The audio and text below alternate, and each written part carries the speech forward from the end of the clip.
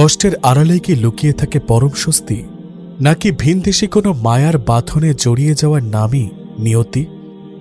তুরস্কের ইজমির শহরের টিউলিপ বাগান আর সমুদ্রের গর্জন পেরিয়ে এক অচেনা স্রোতে ভেসে এসেছিল দুটি হৃদয়। কিন্তু সেই ভালোবাসার পরিণতি যখন এসে দাঁড়ায় এক নির্মম অতীতের মুখোমুখি, তখন সমাজ আর পরিবার কি মেনে নেবে এই হালাল বন্ধন? ডিজিটাল স্টোরি টেলিং প্ল্যাটফর্ম একটি হৃদয়স্পর্শী প্রেমের গল্প, কষ্টের সাথে স্বস্তি। লেখনীতে সূচনা জাফরিন, কণ্ঠে আছে আমি কাজী মুগ্ধ মৌসুম, ভিডিও সম্পাদনায় জয়নাল আবেদিন সোহান।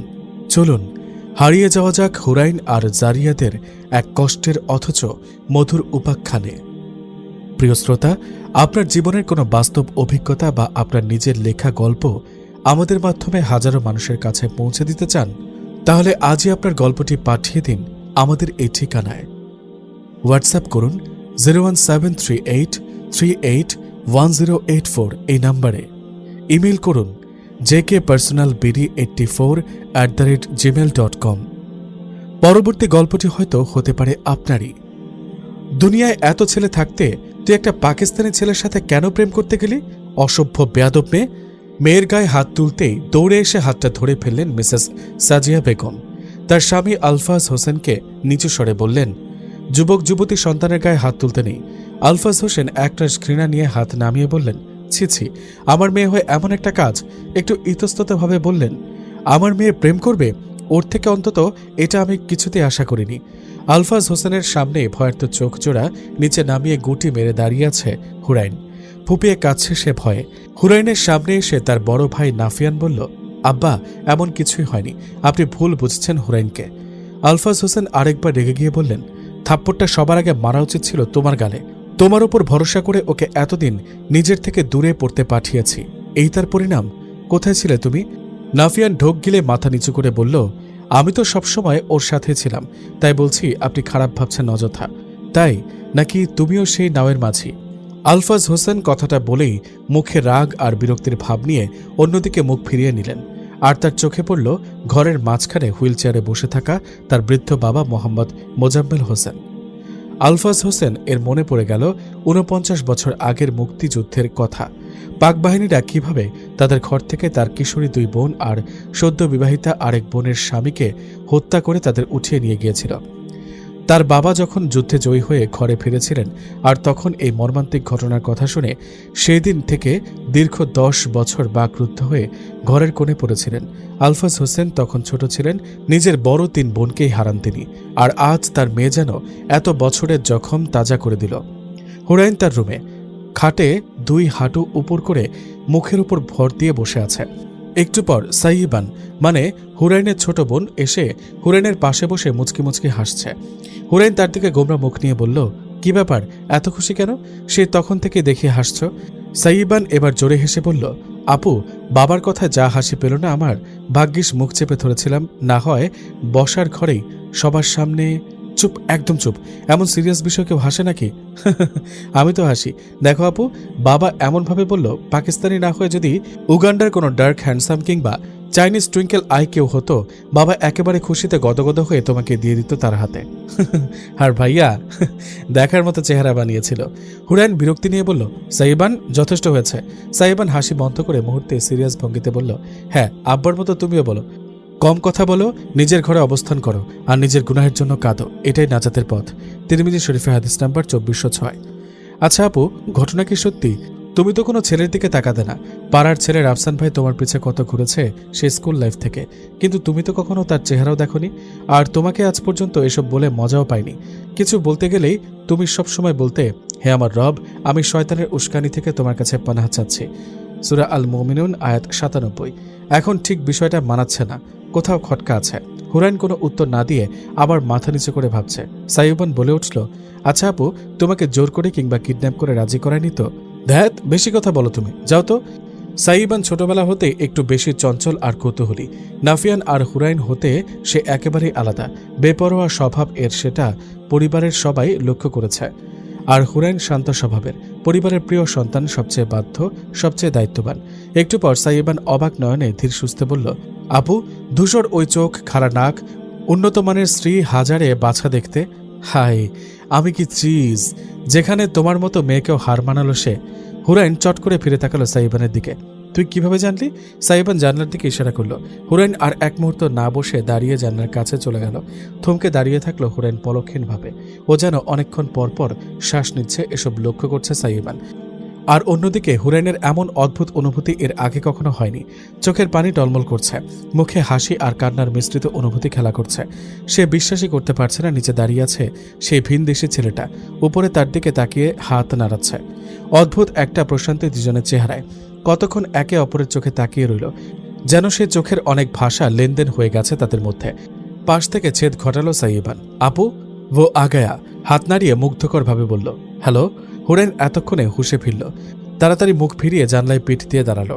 মুখের খুশি সরে গিয়ে ভয় ফুটে উঠল। আর সাইবান এখনও একগাল হাসি দিয়ে জানলার বাইরে তাকিয়ে আছে।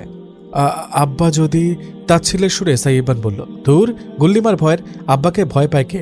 আমি। উফ আপু, তোমাদের না এই ফিল্ডে নামাই উচিত না। এগুলোর জন্য ট্যালেন্ট লাগে বুঝলে। এই যেমন ধরো আমি, মানে আমাদের মতো। তবে প্রথম কাতারের লাভারগুলো কেন যেন তোমার মতো আনাড়িদের পাল্লায় পড়ে বুঝি না। সাইবান বকবক করছে আর তখনই হুরাইন ওর পেছনে তাকিয়ে চোখ বড় করে বলল, আব্বা। কই আব্বা?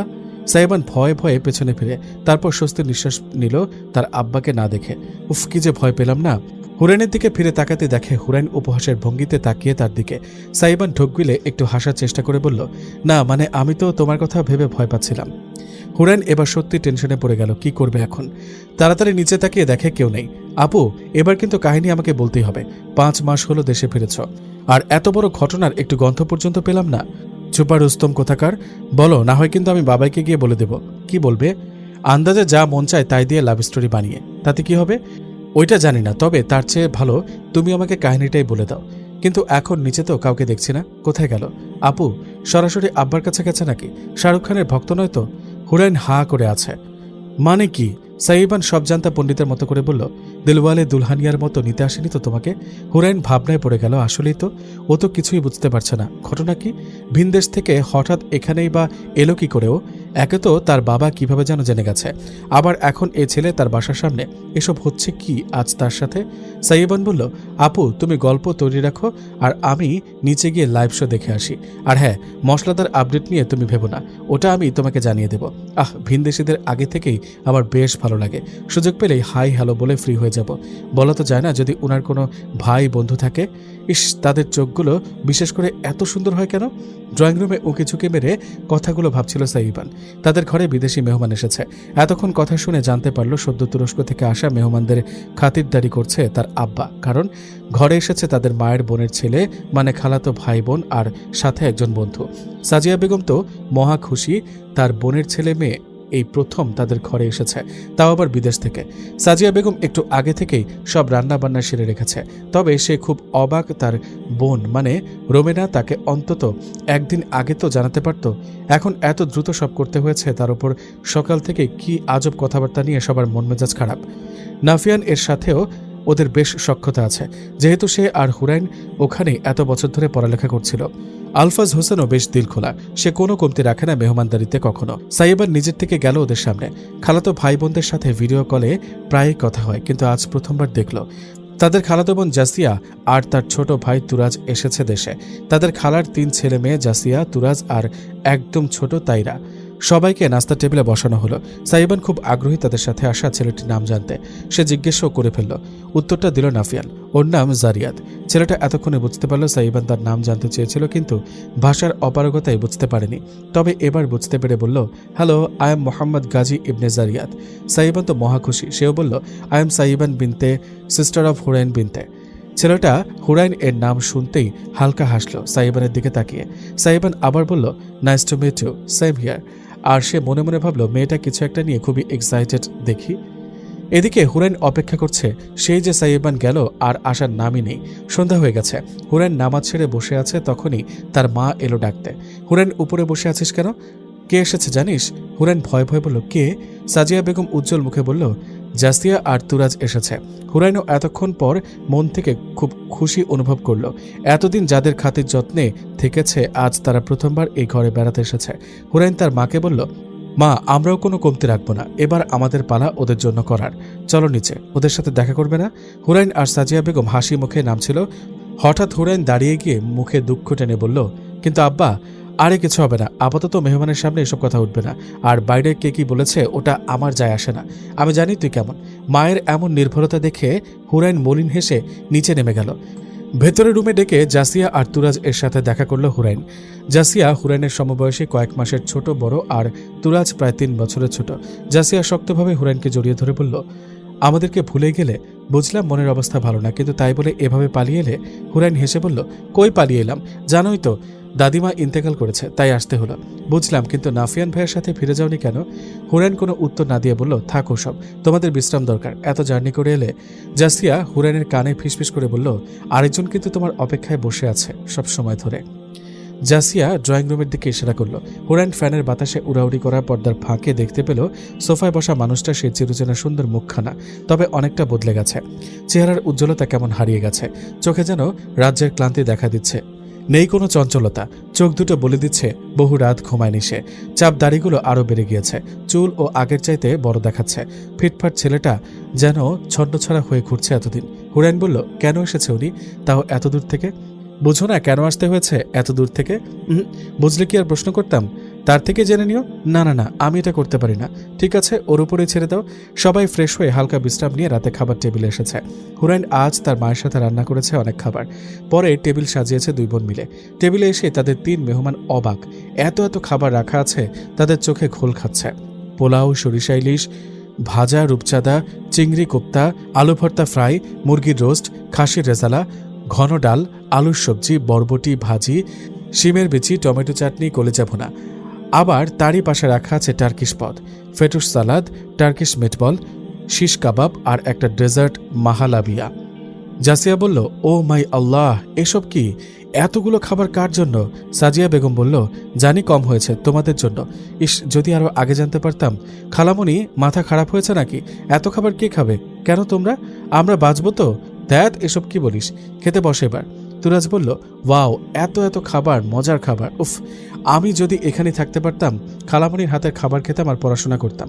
আলফাজ হোসেন বলল, বলুন, আমার পালনকর্তা তার বান্দাদের মধ্যে যাকে ইচ্ছা রিজিক বাড়িয়ে দেন এবং সীমিত পরিমাণে দেন। তোমরা যা কিছু ব্যয় করো তিনি তার বিনিময় দেন। তিনি উত্তম রিজিকদাতা। সূরা সাবা আয়াত 39। বুঝলে বাবা, এখানে যা কিছু আছে সবই আল্লাহ ঠিক করে রেখেছিলেন, আমরা কেবল মাধ্যম। জারিয়াত কি খাবে বুঝতে পারছে না। নাফিয়ান এত খাবার তুলে দিয়েছে তার প্লেটে। জাসিয়া খেতে খেতে বলল, খালামণি, টার্কিশ ডিশগুলো কে করেছে? আর কে? হুরাইন। কোনো প্রয়োজন ছিল না, এসব তো ওখানে খাওয়া হয়, কিন্তু বাঙালি খাবারগুলো খাওয়া হয় না, তাও মা করে আমাদের জন্য। আসলে ও ভেবেছে তোমরা যদি আবার খেতে না পারো, তাই এসবেরও দরকার ছিল। সাজিয়া বেগম এবার জারিয়াতকে লক্ষ্য করে দেখল নাহিয়ানের সাথে বেশ মিশছে সে। বন্ধুসুলভ আচরণ, তবে বাংলা জানে না কিংবা বুঝে না বলে তেমন একটা কথা বলছে না। নিজে থেকেই বলে উঠল, নাফিয়ান বাবা, তুমি ওকে ওর পছন্দ অনুযায়ী খাবার তুলে দাও, তোমার সাথে ভালোই মিশেছে দেখি। নাফিয়ান বলল, হ্যাঁ মা, জারিয়াত আমার ব্যাচমেট, আবার আমরা বন্ধুও। ও আচ্ছা। তারপর সাজিয়া বেগম জারিয়াতকে বলল, তোমার যা ইচ্ছা খাও বাবা, জোর করবো না, তুমি আমার নাফিয়ানের মতোই, তাই সংকোচ করো না, কিছু লাগলে বলো। নাফিয়ান এসব বুঝিয়ে দিল জারিয়াতকে। জারিয়াত বলল, আপনাকে অনেক ধন্যবাদ আন্টি, এতগুলো ট্রেডিশনাল খাবার করেছেন, খুব সুন্দর এগুলো, আর তার চাইতেও বেশি মজা। নাফিয়ান তার মাকে যখন কথাগুলো বাংলায় বুঝিয়ে দিল, তখন সাজিয়া বেগম বলল, বাহ, ও তো অনেক কথা বলে দেখি। টেবিলে উপস্থিত থাকা সবাই হেসে দিল। আলফাজ হোসেন জিজ্ঞেস করল, তা বাবা, তোমার দেশ কোথায়? নাফিয়ান বলল, ও টার্কিশ, ওখানেই জন্ম। পরিবারে কে আছে? বিরাট পরিবার ওদের, তবে ও ইজমির থাকে আর ওরা অন্য শহরে। হো আচ্ছা। হঠাৎ করে ঝাল লেগে উঠল জারিয়াতের, বাজেভাবে নাকে মুখে উঠে গেল। কাশতে থাকা ছেলেটাকে কেউ পানি দিচ্ছে, কেউ চিনি, আবার মধু। তুরাজ মাথার তালুতে বাড়ি দিচ্ছে। এমন সময় পর্দার ফাঁক থেকে সবার আড়ালে হুরাইনকে দেখতে পেল ছেলেটা। নাক মুখ একেবারে লাল হয়ে গেছে। হুরাইন ইশারায় বলল, রিল্যাক্স, ঠিক হয়ে যাবে, শান্ত হও। হাতের ইশারায় মাথার পাশে আঙুল গোল গোল করে ঘুরিয়ে বুঝতে চাইল, পাগল তুমি। কথাটা বুঝতেই জারিয়াতের কাশি থেমে গেল, আর সাথে হালকা হাসিও পেল। সাইয়িবান হুরাইনের কাছে এসে বলল, এ কেমন সম্পর্ক তোমাদের? দেখা দিতে চাও না, দূরে থাকতে চাও, আবার পরক্ষণেই কাছে আসো। কিসের একটা অভিমান টের পাচ্ছে যেন। কষ্টের সম্পর্ক আমাদের, বুঝবে না তুমি। কেমন কষ্টের? যে কষ্টে স্বস্তি আছে। হুরাইন সরে গিয়ে বিশেষভাবে বলল, নিশ্চয়ই কষ্টের সাথে স্বস্তি আছে। সূরা আল ইনশিরাহ আয়াত 6। আচ্ছা আপু, যাই হোক, আমাকে পুরোটা বলো, কিভাবে কি হলো। বলবো, একটু সময় দাও। জারিয়াত এখনও খেতে খেতে একটু আধটু হুরাইনকে দেখার চেষ্টা করছে। রাতে ঝুম বৃষ্টি শুরু হয়েছে। বৃষ্টি দেখেই হুরাইন বারান্দায় গেছে। রাতের বেলায় এমন ঝুম বৃষ্টি সবসময় ওকে আকর্ষণ করে। বাড়ির সাথে লাগানো কামিনী ফুলের গাছটা থেকে এত সুন্দর খুশবু, যেটা চারিদিকে মোমো করছে। হঠাৎ পাশ থেকে সাইয়েবান বলল, আপু বলো না, সে কখন থেকে অপেক্ষা করছি। এখন তো আর কাজ নেই, সবাই শুয়ে পড়েছে। হুরাইন হাত দিয়ে বৃষ্টির পানি ছুঁয়ে ছুঁয়ে বলল, সবাই শুয়ে গেছে, তুমি কেন জেগে আছো? তোমার কথা শোনার জন্য। আচ্ছা বলি।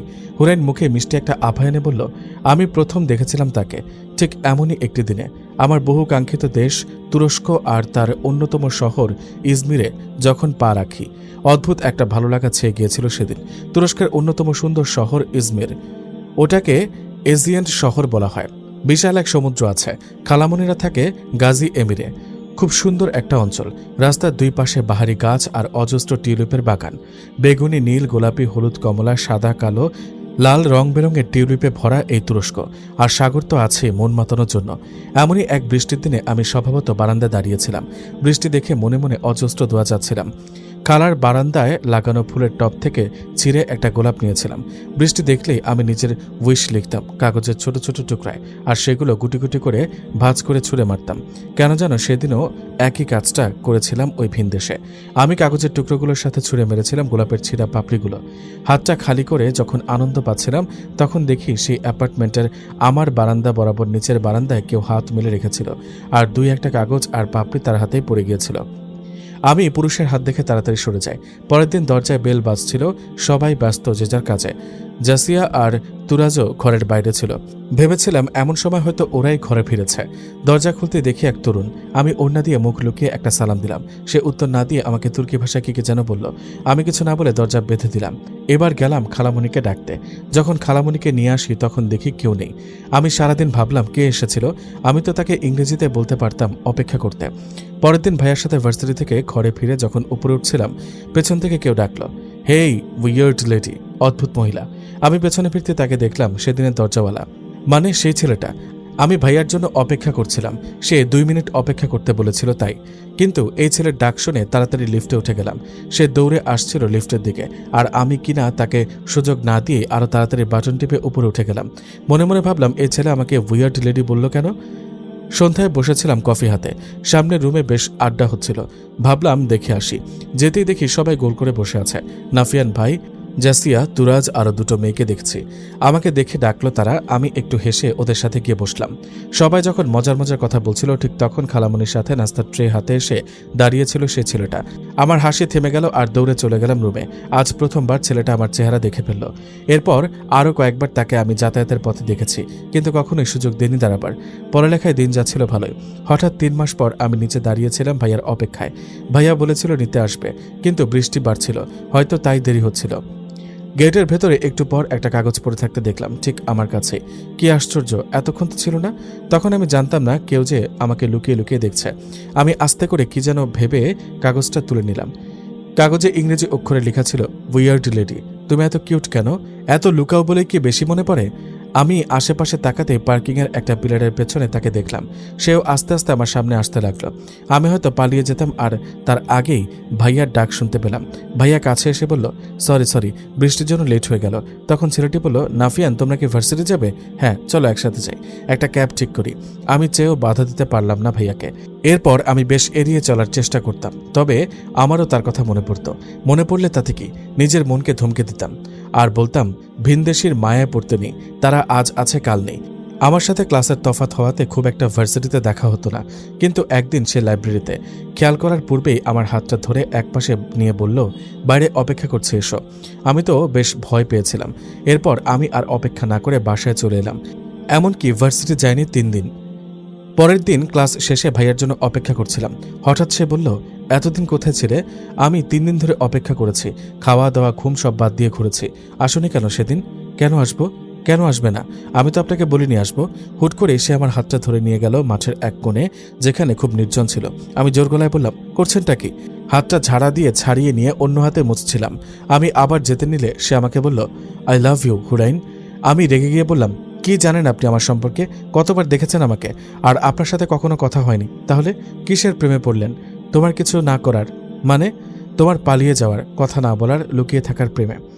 প্রেম ট্রেম খারাপ জিনিস, বুঝলেন? এসব শয়তানের ছলনা। আপনি দয়া করে আমাকে নিয়ে ভাববেন না প্লিজ। এত কিছু জানি না, আমি শুধুই তোমাকে নিয়ে ভাববো। পাগল নাকি? না তো, ভালো প্রেমিক বলতে পারো। শুনুন, এটা কেবল শয়তানের প্ররোচনা। আর যদি শয়তানের প্ররোচনা তোমাকে প্ররোচিত করে, তাহলে আল্লাহর শরণাপন্ন হও। তিনি শ্রবণকারী, মহাজ্ঞানী। সূরা আল আরাফ আয়াত 200।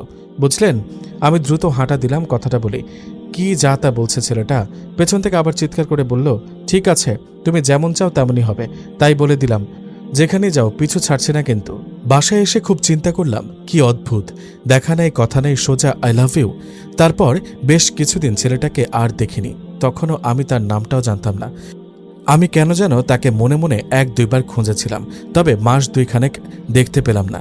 একদিন জাসিয়া বলল, জারিয়াতের বাসায় দাওয়াত আজ আমাদের, চলো তৈরি হয়ে নাও। না না, আমি কোথাও যাব না। আরে নিচে যাব, আমাদের নিচের ফ্ল্যাটে। তাহলে তো আরো ভালো কথা, তোমরা যাও। তুমি অযথা ভয় পাচ্ছ, ওর বোন আর মা এসেছে। আগে কখনো দেখিনি, বাইরের কোনো ছেলেকে দাওয়াত দেয়নি, কেবল মেয়েদের, এমনকি নাফিয়ান ভাই আর তুরাজবাদ। আচ্ছা, তুমি না হয় মুখ বেঁধেই চলো। জাসিয়ার কথায় রাজি হয়ে নিচে গেলাম। খুব সুন্দর করে সাজানো ঘর, ভেতরে সুন্দর কিছু মহিলাকে দেখতে পেলাম। আর অনেকক্ষণ পর বুঝলাম এটা আসলে ছেলেটার ঘর, মানে ওই ছেলেটার নামই জারিয়াত। আমার অস্বস্তি হচ্ছিল এটা জানার পর, কিন্তু সে একবারও আসেনি সামনে। তবে আমি দেখেছি তাকে দূর থেকে। বেশ পরিবর্তন দেখাচ্ছে। সাদা পাঞ্জাবি, চাপ দাড়ি, মাথায় টুপি, নজর ও নিচু করে রেখেছে। আমি ভাবলাম, যাদের মনে ভয় রয়েছে তাদের ওপর শয়তানের আগমন ঘটার সাথে সাথেই তারা সতর্ক হয়ে যায় এবং তখনই তাদের বিবেচনা শক্তি জাগ্রত হয়ে ওঠে। সূরা আল আরাফ আয়াত 201। হুরেন যেন কিসের ভাবনায় চলে গেল। সাইবান তাকে নাড়া দিয়ে বলল, তারপর কি হলো আপু? কি আর হবে? সেদিনের পর থেকে আমিও তার পরিবর্তন লক্ষ্য করতে লাগলাম।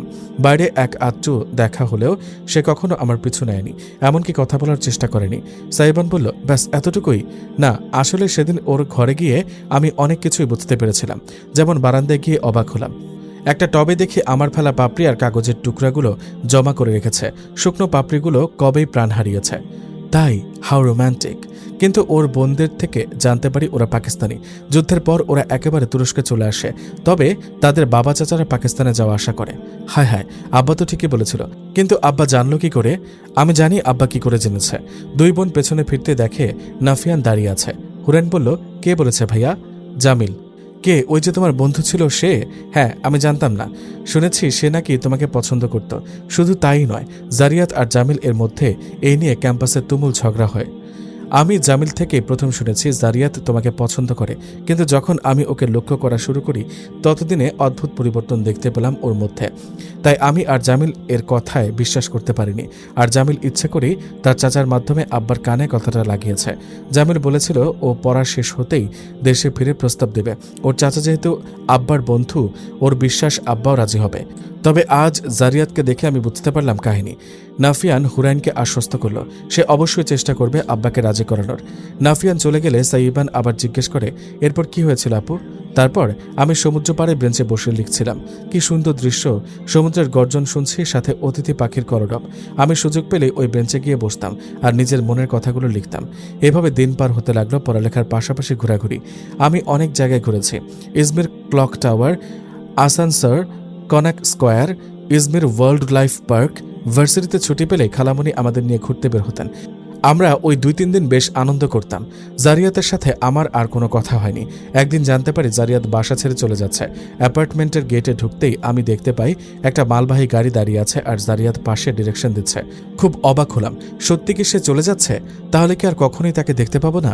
আমার মনে সূক্ষ্ম একটা খারাপ লাগা শুরু হলো। ওপর থেকে দেখলাম ওর চলে যাওয়ার দৃশ্য। সে একবারও তাকায়নি। ভেবেছিলাম হয়তো সে আমাকে ভুলে গিয়েছে, হয়তো এটা কেবল মোহ ছিল তার জন্য। তবে আমি কেন এত কষ্ট পাচ্ছিলাম জানি না। 2 দিন পর বাসায় ফিরে উদাসীনভাবে বারান্দায় বসে রইলাম। তাকিয়েছিলাম নিচে জারিয়াতের বারান্দায়। হঠাৎ জাসিয়ার ডাকে চেতনা ফিরল। কি ব্যাপার হুরাইন, মন খারাপ নাকি? না, ঠিক আছে। কিছু বলবে? না, কিছু দিব? কি? জাসিয়া আমার হাতে একটা ইসলামিক বই দিল। আমি বললাম, বাহ, এটা তো খুব সুন্দর বই, তোমার উপহার। ধন্যবাদ। এটা আমি দেইনি। তাহলে? জারিয়াত ও যাওয়ার আগে দিয়ে গিয়েছিল। আমি অবাক হলাম। জাসিয়া যাওয়ার পর বই উল্টাতে শুরু করলাম। একটা কাগজে পেলাম, তার শুরুতেই লেখা ছিল, জেনে রেখো, দেহের মধ্যে এক টুকরো গোশত আছে। যখন তা সুস্থ থাকে তখন সমস্ত শরীরই সুস্থ থাকে, আর যখন তা নষ্ট হয়ে যায় সমস্ত শরীরে নষ্ট হয়ে যায়। স্মরণ রেখো, তা হলো কল্ব মানে হৃদয়। সহি মুসলিম শরীফ হাদিস নাম্বার 3949। তারপর ইংরেজিতে লেখা ছিল, হুরাইন, আমি তোমাকে ভালোবেসে আল্লাহকে খুঁজে পেয়েছি, আর আজ আমি জানি স্রষ্টার চেয়ে বেশি সৃষ্টিকে ভালোবাসা যায় না। জানি না তুমি আমাকে নিয়ে কি ভাবো, তবে করবে অপেক্ষা আমার জন্য। যদি তুমি আমার হয়ে থাকো, আমার বিশ্বাস আমি তোমাকে পাবই। শুধু এইটুকুই লিখেছিল জারিয়াত। কখন ফিরবে, কোথায় দেখা হবে কিছুই বলেনি। কি বলো আপু? তারপর আর দেখা হয়নি আমাদের, তবে সেদিন আমিও ভেবে নিয়েছি অপেক্ষা করব তার জন্য যতদিন পারা যায়। পড়ালেখার ফাঁকে ফাঁকে আমি মাঝে মধ্যে খুব ভাবতাম ওকে, তবে অন্যায়ভাবে আল্লাহর কাছে কখনো কিছু চাইনি, কারণ তো জানি আল্লাহর কাছে নেক বা হালাল কিছুই চাইতে হয়। এতক্ষণ কথাগুলো বলার পর হুরাইন হাতে জমানো কামিনী ফুলগুলো একত্রে করে 2 হাত বারান্দার গ্রিল দিয়ে বের করে বলল, হ্যাঁ, সে এসেছে। আল্লাহ, সে যদি আমার জন্য উত্তম হয়ে থাকে তবে তুমি তাকে আমার করে দাও। ফুলগুলো ছুঁড়ে মেরে হুরাইন আকাশের দিকে তাকিয়ে রইল। সাইবান হুরাইনের গায়ে ধাক্কা দিয়ে নিচে দেখালো। নিচে তাকাতেই হুরাইন দেখে জারিয়াত দাঁড়িয়ে আছে, বৃষ্টিতে ভিজে একাকার, আর তার মুখে কিছু ফুল পড়ে আছে। জারিয়াত স্তব্ধ হয়ে দাঁড়িয়ে আছে, আস্তে আস্তে পলক ফেলছে। তারা 2 বোন এই দৃশ্য দেখে দৌড়ে পালিয়েছে রুমে এসে 2জন খুব হেসেছে। অন্যদিকে জারিয়াত অবাক হয়ে তাকিয়ে আছে। বরাবরই সে বৃষ্টি পছন্দ করে, আজ এই ভিনদেশে তার ঘুমও আসছে না, তাই ঘর থেকে বেরিয়ে গেছে ভিজতে। জারিয়াতের মনে পড়ে গেল সেই প্রথম দিনের কথা। এই মেয়ে কেমন যেন অদ্ভুত কাজ করে সবসময়, উইয়ার্ড লেডি। এটা ভেবেই ওর হাসি পাচ্ছে। তুরস্কে 4 বছর আগে এমনটা দিয়ে শুরু হয়েছিল এই ঘটনা। জারিয়াত সেদিন বারান্দায় বসে বৃষ্টি দেখছিল। হাত বাড়িয়ে পানি ছুঁতে গিয়ে দমকা হাওয়ায় হঠাৎ কাগজের টুকরো আর কিছু ফুলের পাপড়ি উড়ে এলো ওর হাতে। জারিয়াত অবাক হয়ে ওপরে তাকানোর চেষ্টা করল। এটা উপরের বারান্দা, অর্থাৎ জাসিয়াদের ঘর থেকেই করা কারো কাজ। হাতের টুকরো কাগজগুলো নিয়ে খুলে দেখল। কি ভাষায় লেখা বুঝতে পারছে না, তবে উপরে যেহেতু বাঙালি থাকে তাহলে বাংলা লেখা হবে হয়তো। একবার ভেবেছে ফেলে দিবে, পরে ভাবল কাগজগুলো কেউ যত্ন করে লিখে গুটি করে সাজিয়েছে মনে হচ্ছে, তাই আর না ফেলে ওগুলো রেখে দিল একটা টবে। পরে ওদের থেকে জিজ্ঞেস করবে এটাতে কি লেখা। পরের দিন নাফিয়ান এর কিছু বই ফেরত দিতে গিয়েছিল ওপরে, কিন্তু ওদের দরজাটা যখন এক অদ্ভুত মেয়ে এসে কি যেন আমতা আমতা করে সজোরে মুখের উপর বন্ধ করে চলে গেল, তখন জারিয়াত হতভম্ব হয়ে দেখছিল এটা কি হলো তার সাথে। জারিয়াত তখন মনে মনে ভাবছিল, এটা কি জাসিয়াদের ফ্ল্যাট নাকি অন্য কোথাও চলে এসেছি। ভালো করে চারপাশ দেখল, না ঠিকই আছে, এটা ঠিক জায়গা। পরক্ষণে আবার কি মনে করে সে দ্রুত নিচে চলে গেল। ঘরে গিয়ে আয়নার সামনে দাঁড়িয়ে সব তো ঠিক আছে, আমার মুখ, জামা কাপড়, না সবই তো ঠিক। তাহলে সাচ আ উইয়ার্ড লেডি। আবার কিছুদিন পর লিফটে কি অদ্ভুত ঘটনা ঘটল নাফিয়ানের সাথে। এক মেয়েকে দেখল সে সকালে। দুপুরে ফিরে অ্যাপার্টমেন্টের নিচে আসতে দেখল মেয়েটা লিফটের সামনে দাঁড়িয়ে। জারিয়াত তাকে ডাক দিল অপেক্ষা করার জন্য, কিন্তু অদ্ভুত মেয়েটা দৌড়ে গেল লিফটের ভেতরে। শুধু তাই নয়, তাড়াতাড়ি লিফটের বাটন টিপে উপরে চলে গেল। জারিয়াতের বিস্ময়ের শেষ নেই। জারিয়াত আরেকবার নিজের দিকে তাকালো আর ভাবল, মেয়েটা কি আমাকে ভয় পায়? আর আসলে কি ও একটা মেয়ে নাকি কোনো ভূত জিন নয় তো? ছি, কি ভাবছি, ওকে তো সকালে নাফিয়ানের সাথে দেখেছিলাম। এমন সব ভাবনার পর নাফিয়ান এসে হাজির হলো গ্রাউন্ড ফ্লোরে। তারপর তারা 2জন লিফটে উঠে গেল। জারিয়াত নাফিয়ানকে উদ্দেশ্য করে বলল, তোমাদের বাসায় কি মেহমান এসেছে? মেহমান? বোরকা পরা? ওহ, ও আমার বোন, এখানে পড়তে এসেছে। জারিয়াত মুখে বিশেষ একটা হাসি রেখে বলল, ওহ, ও একটু কেমন না? নাফিয়ান উত্তরে কিছু বলল না, তাই জারিয়াতও চুপ হয়ে গেল। মনে মনে ভাবল কথাটা ওকে বলা ঠিক হয়নি। পরের দিন আবার চোখে পড়ল মেয়েটা গ্রাউন্ড ফ্লোরে দাঁড়িয়ে আছে গেটের দিকে তাকিয়ে, নিশ্চয়ই কারোর জন্য অপেক্ষা করছে। জারিয়াত আজ তার সামনে গেল না, পিলারের পেছনে দাঁড়িয়ে দেখছে তাকে, কিন্তু সামনে গেলেই মেয়েটা পালাবে সে নিশ্চিত। তাই একটা কাগজে লিখে দিল উইয়ার্ড লেডি। কাগজটা প্লেনের মতো করে উড়িয়ে দিল তার কাছাকাছি। জারিয়াত আবার লুকিয়ে গেল পিলারের কাছে। কি এক আকর্ষণ যেন অনুভব করছে এই মেয়েটার প্রতি, অথচ তার চেহারাও দেখেনি সে। জারিয়াত এর ভাবনায় ছেদ ঘটালো হুরাইনদের বাড়িতে থাকা এক ছেলে শরীফের ডাকে। সে গ্রিল বন্ধ করতে এসে দেখে জারিয়াত বাইরে ভিজছে। ভাইজান, আপনি এমই কি করতেছেন? ভিজ জ্যাকের কাকে লাহান লাগতেছে। জারিয়াত কিছুই বুঝল না ছেলেটা কি বলে যাচ্ছে এসব।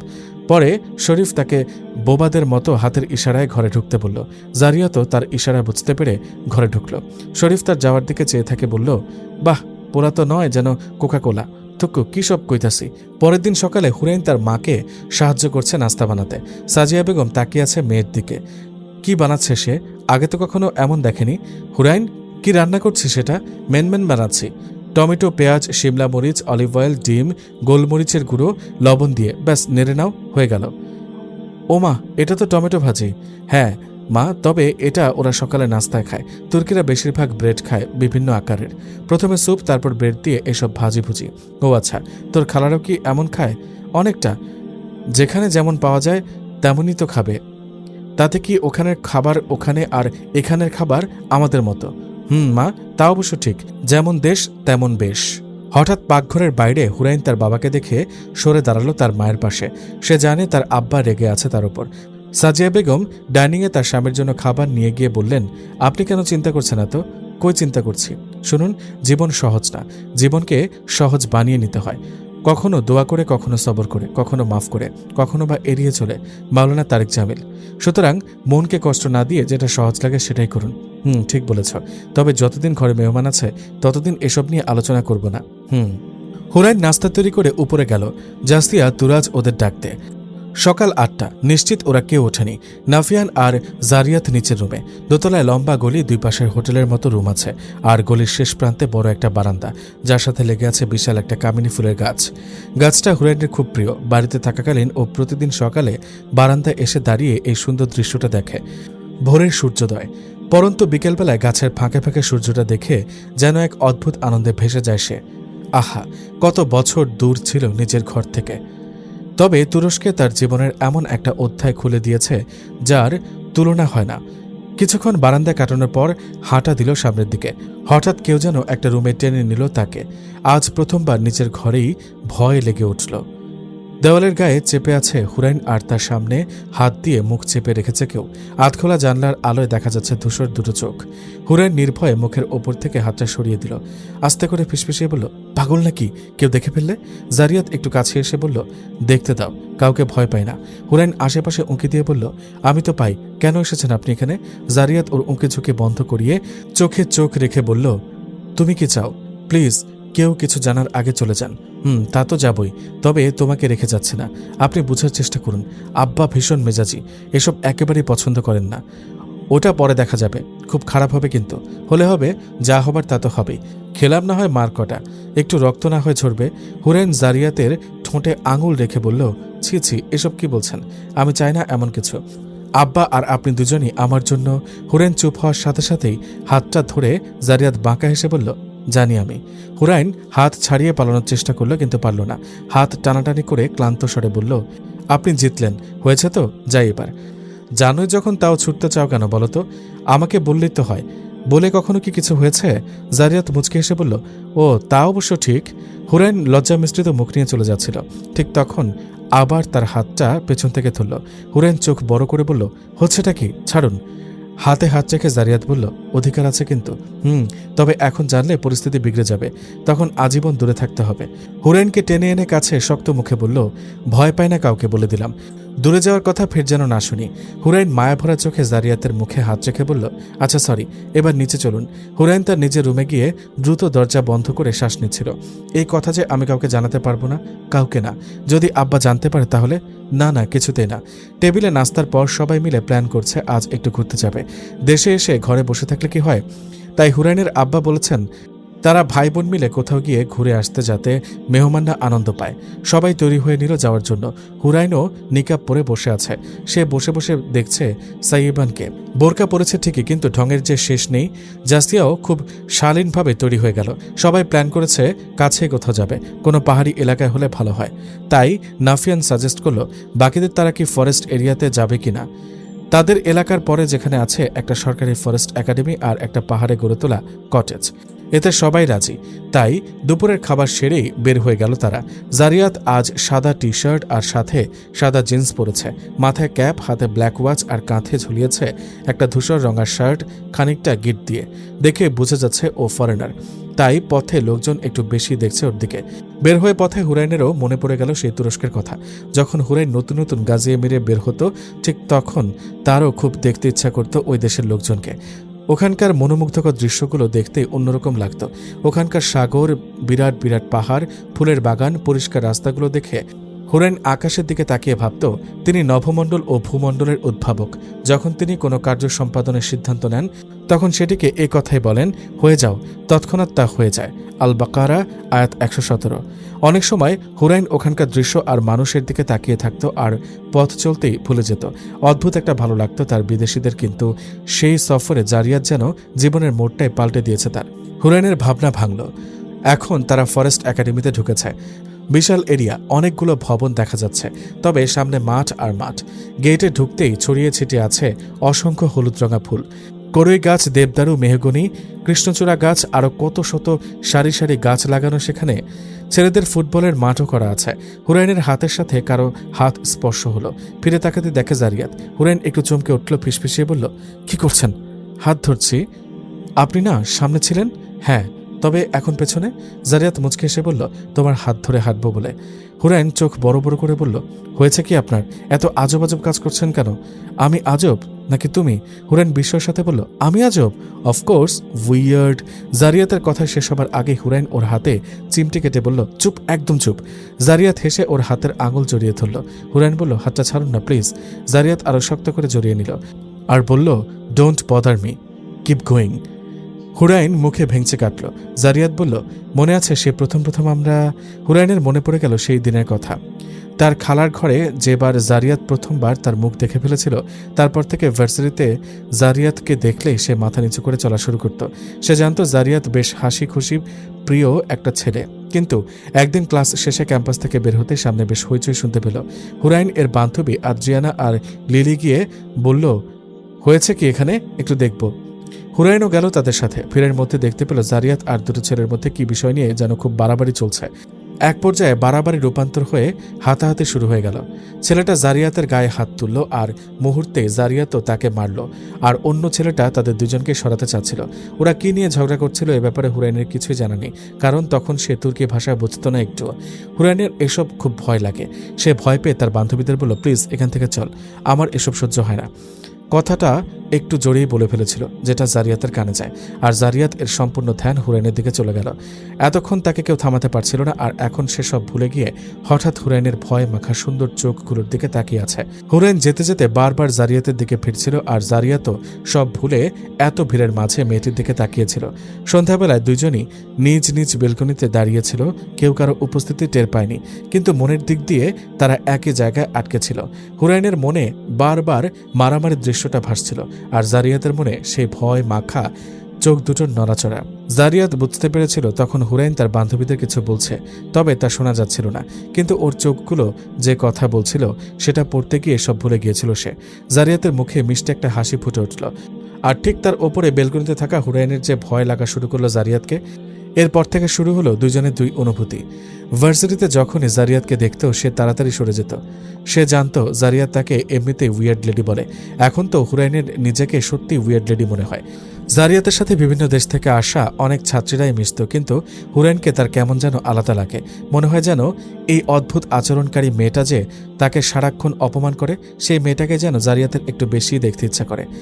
একদিন তুরাজ হুরাইনকে বলেছিল, আচ্ছা আপু, যারা ভালো মানুষ কিংবা মুমিন, ওরা যদি কখনো খারাপ কাজ করে ফেলে কিংবা আবার খারাপ পথে চলে যায়, তারা নিশ্চয়ই আল্লাহ তাআলার কাছে ক্ষমা পাবে, তাই না? হুরাইন বলল, এমনটা নয়, আমি বলি তোমাকে, শোনো। তারা কখনো কোনো অশ্লীল কাজ করে ফেললে কিংবা কোনো মন্দ কাজে জড়িত হয়ে নিজের ওপর জুলুম করে ফেললে, আল্লাহকে স্মরণ করে এবং নিজের পাপের জন্য ক্ষমা প্রার্থনা করে, আল্লাহ ছাড়া আর কে পাপ ক্ষমা করবেন? তারা নিজের কৃতকর্মের জন্য হঠকারিতা প্রদর্শন করে না এবং জেনে শুনে তাই করতে থাকে না। সূরা আল ইমরান আয়াত 135। কথাটা শেষ হতে দরজায় নক করে উঠল। ডাইনিং টেবিলে বসা হুরাইন আর তুরাজ দেখল দরজায় জারিয়াত। হুরাইন আবার মুখ ফিরিয়ে নিল। ওর সেই দিনের পর থেকেই জারিয়াতকে ভয় লাগে। জারিয়াত আসলে নাফিয়ানের খোঁজে এসেছিল। সে দেখতে পেল হুরাইন কিছু লিখছিল, কিন্তু তাকে দেখে ভেতরে চলে গিয়েছে। তুরাজ যখন নাফিয়ানকে ডাকতে গেল তখন জারিয়াত টেবিলে পড়ে থাকা লেখাগুলো দেখছিল। হঠাৎ কিছু বাংলা লেখা দেখে ওর মনে পড়ে গেল সেই বেলকনিতে থাকা কাগজের কথা। তার কেন যেন খাতার লেখাগুলো দেখে মনে হয়েছিল ওই লেখাগুলো হুরাইনের। হঠাৎ সাইবান এসে গলা খাকারি দিয়ে বলল, এখানে কি রোম্যান্স হচ্ছে? আমি কি একটু ডিস্টার্ব করতে পারি? হুরাইন আর জারিয়াত তাড়াতাড়ি হাত ছেড়ে দিল। সাইবান মনে মনে খুব অবাক হলো। তার বোন হুরাইন একটা ছেলের হাত ধরে হাঁটছে, মানলাম পছন্দ করে, কিন্তু ব্যাপারটা এত সহজে হজম করতে পারছে না সে। 5 দিন হয়ে গেল, ঘরের মেহমানদের নিয়ে বেশ কয়েক জায়গায় বেড়ানো হয়েছে। উপরে একটা রুমে বসে ছেলেমেয়েরা সবাই গল্প করছিল। এমন সময় সাজিয়া বেগম নিয়ে এলো 1 গামলা চনা মুড়ি মাখা, পেঁয়াজু চপ, শশা, পেঁয়াজ, মরিচ, বেগুনিতে সব মাখানো দেখে সাইবান কি যে খুশি হলো। সবাই যখন নিজ নিজ দেশের সৌন্দর্য নিয়ে গল্প করছিল, তখন সাজিয়া বেগমও এসে যোগ দিল। গল্প খাওয়া দাওয়া শেষে সবাই আস্তে আস্তে উঠে চলে গেল। হুরাইন রুমটা গুছাচ্ছিল, এমন সময় পেছনে দাঁড়ানো জারিয়াত জিজ্ঞেস করল, তুমি কি যাবে আমার সাথে? হুরাইন পেছনে ফিরে বিস্ময়ের সাথে বলল, কি বলছেন এসব? আর মাত্র 2 দিন আছে, আমরা এখানে 7 দিনের জন্য এসেছি। হ্যাঁ তো? জারিয়াত আরেকটু কাছে এসে বলল, তুমি কি যাবে না আর তুরস্কে? হয়তোবা না। না মানে? হুরাইন চাদর ভাঁজ করতে করতে বলল, আপনার মনে আছে সেদিনের কথা, যেদিন আমি আপনার ফ্ল্যাটে গিয়েছিলাম, আপনার আম্মি আর আপার সাথে দেখা হয়েছিল? হ্যাঁ। হুরাইন উদাস মনে বলল, ওদের মুখে যখন জানতে পারলাম আপনারা পাকিস্তানি, কেন যেন সবার আগে আব্বার কথাই মনে পড়েছিল। আমার পরিবার একেবারেই পাকিস্তান বিদ্বেষী। আর হ্যাঁ, এরপরেই ঘটে গেল সেই অনাকাঙ্ক্ষিত দুর্ঘটনাটা। হ্যাঁ, ওটা কেবল দুর্ঘটনাই ছিল না, আমার জীবনের সব বদলে দিয়েছিল। তবে আমরা তো কখনোই একে অপরের কাছে কিছু দাবি করিনি। হ্যাঁ করিনি, আমরা সব ভুলতে চেয়েছিলাম। জারিয়াত কান্না মুখে বলল, আমি তো তোমার কাছ থেকে দূরে যাওয়ার জন্য ফ্ল্যাটটা পর্যন্ত ছেড়েছিলাম। আমি কোনোদিন তোমাকে প্রভাবিত করতে চাইনি, তোমার সামনে ঘুরপাক করে তোমার অনিচ্ছায় কখনো দাবি খাটাবো না বলেছিলাম। সেটা আমার চাইতে ভালো কে জানে। জারিয়াত হুরাইনের 2 হাত ধরে মাথাটা নিচু করে ওকে বলল, পেরেছিলে বলে থাকতে আমাকে? হুরাইন মৃদু হেসে বলল, আমার 2 চোখ ভার্সিটিতে আপনাকেই খুঁজত, আমি লুকিয়ে লুকিয়ে দেখতাম, কিন্তু কোথাও যদি আপনাকে দেখতাম আমি আর সেই পাশে হাঁটতাম না। মনে এক প্রকার দ্বন্দ্ব চলত, মন চাইতো একটা, ব্রেন বলতো অন্যটা। এসবের মাঝে সবসময় আমার আবেগ জিতে যেত, আমি ভুলে যেতাম সব বাধা ধরা। সবকিছু উপেক্ষা করে আমি কল্পনায় বাস করতে চাইতাম, সুন্দর সেই কল্পনায়। সেটার পরিণতি যে কত ভয়াবহ মাথায় আসতো না, আর আসলেও বেশিক্ষণ টিকতে পারতো না আমার আবেগের কাছে। জারিয়াত বলল, আমারটা তো জানোই না, শুনলে অবাক হবে, আর হয়তো বা হবে না। আমি সবকিছু বাদ দিয়ে দিয়েছিলাম, কিন্তু তোমাকে ভালো লাগাটা মনেই থেকে গিয়েছিল। আমি সবর করতাম আর পড়তাম সে আয়াত, তোমার পালনকর্তার কাছে সবকিছুর সমাপ্তি, এবং তিনি হাসান ও কাঁদান, তিনি মারেন ও বাঁচান, এবং তিনি সৃষ্টি করেন যুগল পুরুষ ও নারী। সূরা আন-নাজম আয়াত 42 থেকে 45। আমি মুগ্ধ হতাম বারবার, আর দুঃখগুলোকে ভুলে থাকতাম। আমার জীবনে কিছুর অভাব বোধ করতে হয়নি, কিন্তু আল্লাহর পথে এসে বুঝলাম জীবনের উদ্দেশ্যই তো কখনো জানতাম না। সময়গুলোকে অযথা ব্যয় করেছি। তবে একটা সত্য কি জানো, সহ্য হচ্ছিল না আমার এই দূরে থাকা। আমি জানতাম তুমি আমাকে চাইতে না, তুমি আমাকে দেখলেই সরে যেতে। বহুবার লক্ষ্য করেছি আমি, তাই ভেবেছিলাম আর তোমার সামনে আসবো না। দূরে থেকে দেখেও তোমার অস্বস্তির কারণ হতে চাইনি। আচ্ছা সবর কি জানো? হুরাইন বলল, জানি। কলিজাটা ছিন্ন ভিন্ন হয়ে রক্তক্ষরণ হওয়ার পরও দাঁতে দাঁত চেপে আল্লাহর উপর ভরসা করে যাওয়া, আল্লাহর দেখানো পথ আমার পরিকল্পনা হতে অধিক উত্তম, এই বিশ্বাস রেখে যাওয়া, বিনিময়ে অজস্র পুরস্কারের আশা রাখাকেই বলে সবর। আমার দাদুমণির অসুস্থ হয়ে যাওয়ায় হঠাৎ করে দেশে ফিরে এলাম। সেদিন ওই দেশটা ছাড়তে মনে হচ্ছিল যেন আমি বিশেষ কিছু ছেড়ে এসেছি। কতদিন দূরে ছিলাম আমরা, কিন্তু সেদিন আমার নিজের দেশের মায়াটাও ফিকে পড়েছিল ওই একটা অনুভূতির কাছে। এখানে এসে পৌঁছানোর আগেই দাদুমণি মারা যায়, আর এরপর আব্বা আমাকে বলে দিয়েছে যে সে কিছুতেই আমাকে এত দূরে যেতে দেবে না। আমি যেন তাদের সাথেই থাকি এখানে। আমিও ভেবে নিলাম আর যাব না, এখানেই থেকে যাব। হে আমার পালনকর্তা, তুমি আমার প্রতি যে অনুগ্রহ নাজিল করবে আমি তার মুখাপেক্ষী। সূরা আল কাসাস আয়াত 24। এখন আমার আর যাওয়া হবে না কোথাও। হুরাইন, আমি তোমার জন্য এসেছি। আমি তো এটাও জানতাম না যে তুমি কি আদৌ আমাকে নিয়ে ভাবো কিনা। আমি শুধু আল্লাহর ভরসায় নিজের ভালোবাসার প্রমাণের জন্য এসেছি। আমি জানি তুমি চাও তোমার পরিবার তোমার জন্য কাউকে পছন্দ করুক। তুমি যদি তাদের পছন্দে অপরিচিত কারোর সাথে ঘর করতে পারো, তাহলে আমি কি দোষ করেছি? আমি কি সেই মানুষটা হতে পারি না তোমার জন্য? হুরাইন চোখ তুলে জারিয়াতের চোখের দিকে তাকালো, আর সেখানে ছিল মোটা মোটা চোখের জল, যা টলমল করতে করতে একসময় পড়ে গেল। হুরাইন কিছু বলতে যাবে তার আগে সাজিয়া বেগম বলে উঠল, হুরাইন। চমকে উঠে দুজনেই পিছিয়ে গেল। সাজিয়া বেগম রুমের ভেতর দরজা আটকে ওদের কাছে এসে খুব মৃদু স্বরে বলল, তাহলে এই সে ছেলে? হুরাইন বলল, আম্মা, আমি ভাষা বুঝি না বলে বোকা বানাতে এসো না। তোমার বয়স আমি পার করে এসেছি, বুঝলে? দেখেই বুঝতে পারি কে কি বলতে চায়। এবার বলো, তার মানে তোমার আব্বা ঠিক শুনেছিল? ও কি সেই পাকিস্তানি ছেলে? আম্মা, ওরা পাকিস্তানে থাকে না, ওরা তুর্কি এখন। যেমনই হোক, ছেলেটাকে বলো এখনই চলে যেতে। জারিয়াত কিছু বুঝতে না পারলেও হাত জোর করে বলল, please forgive her, it's not our fault, try to understand, we love each other. বাবা দেখো, তুমি দয়া করে এখান থেকে চলে যাও। কিন্তু আম্মা, ওরা আর 2 দিন পরই চলে যাবে। না, ওকে আজকেই চলে যেতে বল। তোর আব্বা জানতে পারলে বড় বিপদ হয়ে যাবে, আর এই বিপদ তখন ঠেকানো সম্ভব হবে না আমার দ্বারা। আম্মা, হুরাইন বুঝার চেষ্টা কর, ওকে বল এখান থেকে চলে যেতে। জারিয়াত ব্যাগ গুছিয়ে বেরিয়ে পড়ল ঝুম বৃষ্টিতে। হুরাইন বারান্দায় দাঁড়িয়ে অবিরাম কাঁদছে নিঃশব্দে। সাইবান আর জাসিয়া ওর 2 পাশে দাঁড়িয়ে আছে। ওর কান্না দেখে ওদেরও খারাপ লাগছে। সাজিয়া বেগম বসে আছে একটু দূরে। তার বড় ভয় হচ্ছে, আজ সে জেনে গেছে কাল অন্য কেউ জানবে, তাই সে জারিয়াতকে পাঠাতে বাধ্য হয়েছে। হুরাইনের আব্বা এমনিতেই এ ব্যাপারে রেগে আছে। এখন যদি জানতে পারে মেয়েকে আস্ত রাখবে না। হঠাৎ নাফিয়ান এসে বলল, আম্মা, জারিয়াত নাকি চলে গেছে। তুমি এমন করলে কেন? প্রয়োজন ছিল এমনটা করার, তাই করতে হয়েছে। না আম্মা, এটা ঠিক হয়নি। ও আমাদের মেহমান ছিল। তুই এত সব ভাবিস না, আমি যা করেছি এতে সবার ভালো হবে। আম্মা, সত্যি এমন বৃষ্টিতে, আর ছেলেটা এখানকার জন্য নতুন, ওর অনেক অসুবিধা হবে। হবে না, ও এয়ারপোর্টে পৌঁছে গেলেই হলো। এখন সব চেনা যায়, কারো সাহায্য লাগে না, কিন্তু ওর ব্যাপারে কেউ জানলে ওরই কষ্ট হবে এর চেয়ে বেশি। আম্মা, অন্যদিকে হুরাইনের কান্না থামছে না। রুমে যখন তার আম্মা জিজ্ঞেস করেছিল, এই ছেলের সাথে তোমার কি সম্পর্ক? আম্মা, জারিয়াত আব্বাকে বিয়ের প্রস্তাব দিতে এসেছে। কড়া কণ্ঠে তার মা বলল, আর আমি এখানে এটা কি দেখলাম? আম্মা, আমার ও জারিয়াতকে ভালো লাগে। সাজিয়া বেগম মেয়েকে এলোপাথারি থাপ্পড় মারতে থাকে। এ কথা শুনে জারিয়াত তাড়াতাড়ি হাত ধরে ফেলে আর মিনতি করতে থাকে। হাত জোর করতে করতে বলতে থাকে, please don't heart her, it's not her fault, I can't see her in pain. Okay, I will leave her. I will leave this country right now. Please don't, please. জারিয়াতের কান্না দেখে সাজিয়া বেগমও বুঝতে পারলো ও কি বলতে চাইছে। তোমরা আমার মন ভেঙে দিয়েছ। হুরাইন তোমার আব্বা ঠিকই বলেছিল, অন্তত তুমি এতটা কষ্ট দিবে ভাবতে পারিনি। জারিয়াত চলে যাওয়ার সময় শুধু একবার তাকিয়েছিল হুরাইনের দিকে।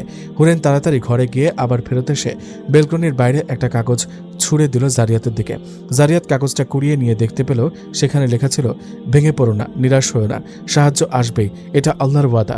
জেনে রেখো আল্লাহর সাহায্য অতি নিকটে। সূরা বাকারা আয়াত 214। হুরাইন তার যাওয়ার পথে চেয়ে চেয়ে বলল, জানি না আমি তাকে পাবো কিনা এ দুনিয়ায়, কিন্তু একদিন আমরা একত্রিত হবই। রাত হয়ে গেছে, বাইরে আজ মুষলধারায় বৃষ্টি হচ্ছে, কোথাও কোথাও পানি উঠে গেছে। আজ কি হলো? ঘরে সবার মন খারাপ, কেউ তেমন কোনো কথা বলছে না। এমন সময় দরজায় জোরে জোরে কড়া নাড়ছে কেউ। হুরাইনের বাবা এসেছে হয়তো। নাফিয়ানকে দরজা খুলল, দেখল শরীফ এসেছে। হন্তদন্ত করে ছাতাটা বন্ধ করে বাইরে রেখে ভেতরে আসলো। তারপর সবার দিকে এক নজর চোখ বুলিয়ে তাড়াতাড়ি বলল, আচ্ছা ভাইজান, আপনার গো মেহমান আছে না? ওই যে বিদেশি লাহান ভাইজানডা, উনি কই? নাফিয়ান ছেলেটির চোখে অস্থিরতা দেখতে পেল। বলল, ও তো এখানে নেই, চলে গেছে। শরীফ এবার চোখ বড় বড় করে বলল, তাহলে তো আমি ঠিকই দেখছি। নাফি ভাইজান, বিদেশি ভাইজানদের তো কারা জানি একটা গাড়িতে উড়াইয়া নিয়ে গেছে। ঘরে উপস্থিত সবাই বিস্ময়ের সাথে বলে উঠল, কি? শরীফ এবার সবাইকে তার দেখা ঘটনা বর্ণনা করল। ভাইজান, আমি যখন বাজারের রাস্তা ধরে আইতেছিলাম, তখন এক বেড়ায় গাড়ি থেকে নাইমা এক পোলারে জোর করে গাড়ির ভেতরে টানতেছিল। বৃষ্টির জন্য ভালো মতো কিছু বুঝবার পারি নাই, তবে ওই পোলারে একটু খেয়াল করতেই বিদেশি ভাইজানের মতো লাগছে। আমি ভাবলাম আগে ঘরে গিয়ে দেখি, তাই খবরটা দিতে আসলাম। ওহ নো, এখন কি হবে? কে নিয়ে গেল জারিয়াতকে? নাফিয়ান ধপাস করে সোফায় বসে পড়ল। সাজিয়া বেগম দৌড়ে এসে নাফিয়ানকে ধরে বলল, উনি জেনে যায়নি তো সব? বলে নিজের মুখে হাত রাখল। নাফিয়ান দাঁড়িয়ে প্রশ্নবোধক চাহনিতে বলল, কে? তোমার আব্বা? উনিও তো আজ বাসায় ফেরেনি। সন্ধ্যাবেলায় ফেরার কথা, এখন রাত 10:30 বাজে। না না, আব্বা হয়তো বৃষ্টির পানিতে আটকে গেছে, তাই আসতে পারেনি। হুরাইন বলে উঠল, আল্লাহ বলেছেন, মুমিনগণ, তোমরা অনেক ধারণা থেকে বেঁচে থাকো। নিশ্চয়ই কতক ধারণা গুনাহ, এবং গোপনীয় বিষয় সন্ধান করো না। তোমাদের কেউ যেন কারো পশ্চাতে নিন্দা না করে। তোমাদের কেউ কি তার মৃত ভ্রাতার মাংস ভক্ষণ করা পছন্দ করবে? বস্তুত তোমরা তো একে ঘৃণাই করো। আল্লাহকে ভয় করো, নিশ্চয়ই আল্লাহ তওবা কবুলকারী, পরম দয়ালু। সূরা আল হুজরাত আয়াত 12। আমার আব্বা কঠোর হতে পারে, কিন্তু নিষ্ঠুর না। পেছন থেকে হুরাইনের দাদা লাঠি ভর করে হেঁটে এসে বলল, হয়েছে কি? বাইরে তো ঝড় তুফান, তোমরা দোয়া দরুদ না পড়ে আড্ডা দিচ্ছ কেন? আর আলফাজ কোথায়? সাজিয়া বেগম বলল, না আব্বাজান, উনি এখনো ফেরেনি, তাই আমরা অপেক্ষা করে দেখছি। না এলে কাউকে পাঠাবো। ওহ, চিন্তা করো না, ফিরে আসবে। সবাই দোয়া পড়ো, ক্ষমা চাও। তোমরা তোমাদের পালনকর্তার ক্ষমা এবং জান্নাতের দিকে ছুটে যাও, যার সীমানা হচ্ছে আসমান ও জমিন, যা তৈরি করা হয়েছে পরহেজগারদের জন্য। সূরা আল ইমরান আয়াত 13। নাজাত দেওয়ার মালিক আল্লাহ, তাই ক্ষমা চাইতে থাকো, দোয়া করো, এই প্রাকৃতিক দুর্যোগ কেটে যাবে। হুরাইন দেরি না করে ভেতরের ঘরে গিয়ে অজু করে বসে গেল নামাজে। তার মন বলছে কিছু একটা খারাপ হচ্ছে। জারিয়াত বড় কোনো সমস্যায় পড়েছে। ছেলেটা কেবল ওর জন্য ভিনদেশে এসেছে। যদি ওর কোনো ক্ষতি হয়, কি জবাব দেবে ওর পরিবারকে? হুরাইনের কিছুতেই সহ্য হচ্ছে না। হে আমার পালনকর্তা, আপনাকে ডেকে আমি কখনোই নিরাশ হইনি। সূরা মারিয়াম আয়াত 4। হুরাইন আস্থা নিয়ে এক মনে চেয়ে যাচ্ছে জারিয়াতকে যেন সে দ্রুত ফিরে পায়। ২০ মিনিট পর বৃষ্টি থেমে গেছে। নাফিয়ান সব জায়গায় ফোন করে খবর নিচ্ছে যদি কোনো সন্ধান মিলে। দরজায় আবার কড়া নাড়ছে কেউ। নাফিয়ান দ্রুততম গতিতে গিয়ে খুলে দেখে আলফাজ সাহেব এসেছে। ছাতাটা একপাশে রেখে হালকা ভেজা গা ঝাড়তে ঝাড়তে বললেন, আজ ভেবেছে ঘরে ফিরতে পারবো না।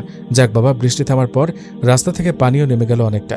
ঘরে ঢুকে এবার আস্তে আস্তে বুঝতে পারল সবাই কেমন গম্ভীর হয়ে আছে। তিনি জিজ্ঞেস করলেন সবার উদ্দেশ্যে, কি ব্যাপার, তোমরা কি আমাকে নিয়ে চিন্তিত ছিলে? খাওয়া দাওয়া করেছ? সাজিয়া বেগম উত্তর দিল, না, এখনো খাইনি। আলফাজ সাহেব কিছুটা অবাক হলেন, তারপর জিজ্ঞেস করলেন, আব্বা খেয়েছেন? জি, আব্বা আপনার কথা জিজ্ঞেস করেছিলেন, আপনি একবার দেখা করে আসুন। ঠিক আছে, তোমরা টেবিলে খাবার লাগাও, সবাই খেতে বসো। ঘরে মেহমান আছে, অথচ তোমরা না খেয়ে ওদেরও বসিয়ে রেখেছ। আমি আব্বাকে দেখে আসি। হুরাইন বুঝতে পারল পেছনে কেউ অপেক্ষা করছে। তাকিয়ে দেখে নাফিয়ান। হুরাইন, আমি বের হচ্ছি ওকে খুঁজতে, তুমি চিন্তা করো না, নিশ্চয়ই ওকে পেয়ে যাব। হুরাইন বলল, আমি জানি ভাইয়া, আল্লাহ বলেন তোমরা ভয় করো না, আমি তোমাদের সাথে আছি, আমি শুনি ও দেখি। সূরা তোহা আয়াত 46। হুরাইনের আব্বা ওদের মুখ দেখে বুঝতে পারল কিছু একটা হয়েছে। খাওয়ার টেবিলে বসে আছেন তিনি, আর খেতে খেতে সবাইকে লক্ষ্য করলেন। তবে হুরাইন আর জারিয়াতকে কোথাও দেখতে পাচ্ছে না। এবার নীরবতা ভেঙে বললেন, হুরাইন কোথায়? জি, ও নিজের রুমে আছে। খাবে না? না আব্বা, আপুর শরীর খারাপ লাগছে। সাইয়েবানের কথা শুনে তার আব্বা একটু বিচলিত হয়ে বললেন, কি হয়েছে, জ্বর নাকি? না, এমনি। ও আচ্ছা, নাফিয়ানের বন্ধুটা করে ও খেয়েছে নাকি? সাইয়েবান তার আব্বাকে ভয়ে ভয়ে বলল, আব্বা, জারিয়াত ভাইয়াকে কারা যেন ধরে নিয়ে গেছে। কথা শেষ হতে আলফাজ সাহেব মুখে খাবারের লোকমা আর দিতে পারল না। কি? সাইয়েবান খুলে বলল সব। তারপর সাথে সাথে উঠে দাঁড়িয়ে বলল, নাফিয়ান কোথায় গেছে? আব্বা, ভাইয়া বের হয়েছে ওনাকে খুঁজতে। আলফাজ হোসেন তাড়াতাড়ি গিয়ে বের হয়ে খুঁজতে লাগলো শরীফকে। ২ ঘন্টা পর সবাই ঘরে ফেরত এলো, কিন্তু জারিয়াত এলো না। সবাই চিন্তায় ঘুমাতে পারছে না। এমন সময় দরজায় জোরে জোরে শব্দ হলো। দরজা খুলতেই কয়েকজন লোক একত্রে এসে বলল, আপনাদের ঘরের মেহমান ছেলেটাকে কেউ গাড়ি থেকে রাস্তায় ফেলে গেছে, অবস্থা খুবই খারাপ, সারা শরীরে রক্ত। হুরাইন কারো তোয়াক্কা না করে সবার আগে দৌড়ে ছুটে গেল বাইরে। তার এমন কাণ্ড দেখে সবাই হতবাক। যে মেয়ে কখনো কারোর সামনে যায় না, আজ তার কি হলো? তবে বৃষ্টির কারণে রাস্তাঘাটে কেউ তেমন নেই। অন্ধকার ছেয়ে গেছে রাতের, সবার দোকানপাটও বন্ধ। বাইরে গিয়ে রাস্তার উপর দেখতে পেল খাকি জ্যাকেটের ভেতর পরা সাদা গেঞ্জির অনেকখানি রক্তে ভিজে গিয়েছে। বৃষ্টির বিন্দু বিন্দু জল মুখের রক্ত ধুয়ে দিচ্ছে। আশেপাশে যে গুটি কয়েক গাড়ি আসা যাওয়া করছে তাদের হেডলাইটের আলোয় এতটুকু দেখতে পেল সে। হুরাইন সে শুভ্র মুখে রক্তের ছিটা সহ্য করতে পারল না, ধপাস করে পড়ে গেল রাস্তায়। নাফিয়ান এসে ধরে ফেলতে গিয়েও পারল না। সবাই এক বিস্ময়ে আছে এ দৃশ্য দেখে। খানিক বাদে জ্ঞান ফিরল হুরাইনের। সামনে বসে আছে তার মা, মুখে আঁচল দিয়ে ঢেকে কাঁদছে। সাইয়েবানও দৌড়ে এলো হুরাইনকে চোখ মেলতে দেখে। জানালায় ভোরের আলো দেখা যাচ্ছে। হুরাইনের একটু পর সবার উদাস মুখ দেখে মনে পড়ে গেল রাতের কথা। চট করে উঠে বসে বলল, জারিয়াত কই, কেমন আছে ও? সাইয়েবান তার মাথার হাত বুলিয়ে বলল, ভাইয়া হসপিটালে। আপু, আব্বা তোমার উপর অনেক রেগে আছে, তুমি এমন করলে কেন সবার সামনে, তাও আব্বার সামনে? হুরাইন জানলার বাইরে স্থির হয়ে তাকিয়ে রইল কিছুক্ষণ, তারপর বলল, আমার কিছু কথা আছে যা আমি সবাইকে বলতে চাই। আম্মা আব্বাকে আসতে বলুন প্লিজ। 5 দিন পর। হুরাইন তার আব্বার সাথে অনেকবার কথা বলতে চেয়েছে, কিন্তু তার আব্বা এখন কিছু শুনতে চায় না। জারিয়াতকে নিয়ে সবাই বেশ ঝামেলা ছিল এতদিন। জারিয়াতকে হসপিটাল থেকে বাসায় আনা হয়েছে। হুরাইন দাঁড়িয়ে আছে রুমের বাইরে, রুম থেকে দেখছে জারিয়াতকে। সে মনে মনে বলল, বন্ধু পরবাসী, পরের ঘরে আসি, এত ঘুমে কেন ধরে? এই কটা দিন যে হুরাইনের কিভাবে কেটেছে তার সাক্ষী হয়ে আছে পরিবারের সকল সদস্যরা। হুরাইন খেতে পারেনি যতক্ষণ জারিয়াত খায়নি। জারিয়াতের ব্যথায় হুরাইন কেঁদেছে। ঘুম যেন কোথাও হারিয়ে গেছে। বাচ্চার জন্য যতটা প্রয়োজন ঠিক ততটুকুই বিশ্রাম নিয়েছে সে। জারিয়াতকে সে এতটা কখন ভালোবেসে ফেলেছে নিজেও জানে না। জারিয়াতের ঘরে গেল হুরাইন। কিছুক্ষণ ওর ঘুমন্ত চেহারাটা দেখল। এক হাত এক পা ভেঙেছে ছেলেটার মুখে ও অনেকটা জখম আছে। তার বাবা আর ভাই থানায় জিডি করেছে, তদন্ত চলছে। পুলিশ কয়েকবার জারিয়াতের কাছ থেকে জানতে চেয়েছে সে কাউকে চিনতে পেরেছে কিনা সেদিন, কিন্তু জারিয়াত তেমন একটা বলতে পারছে না। হুরাইন উঠে চলে যেতে চাইলে তখনই শুনতে পেল, যখন আমি রোগাক্রান্ত হই তখন তিনি আরোগ্য দান করেন। সূরা আশ-শুরা আয়াত ৮০। হুরাইন ফিরে তাকিয়ে দেখল জারিয়াত জেগে গেছে। সে আবার বলল, তুমি ছোট ছোট কাগজের টুকরোয় যখন আয়াত লিখে বৃষ্টিতে ছুড়ে দাও তখন তোমার মনে যেমনটা প্রশান্তি মিলে, ঠিক এই মুহূর্তে আমার মনেও অনেক শান্তি অনুভব হচ্ছে। আপনি কি করে জানলেন আমি আয়াত লিখি আর বৃষ্টিতে? জারিয়াত হালকা হাসার চেষ্টা করে বলল, ভালো লাগে তোমার সবকিছুই, তাই তোমাকে জানার আগ্রহটা ছিল তীব্র। খুঁজে বের করেছে তোমার অজানা ব্যাপারগুলোকে। যতবার উত্তর পেয়েছে ততবার আরও আগ্রহ জেগে ধরেছে। হুরাইন কিছুটা লজ্জা পেয়ে পেছনে ফিরে গেল।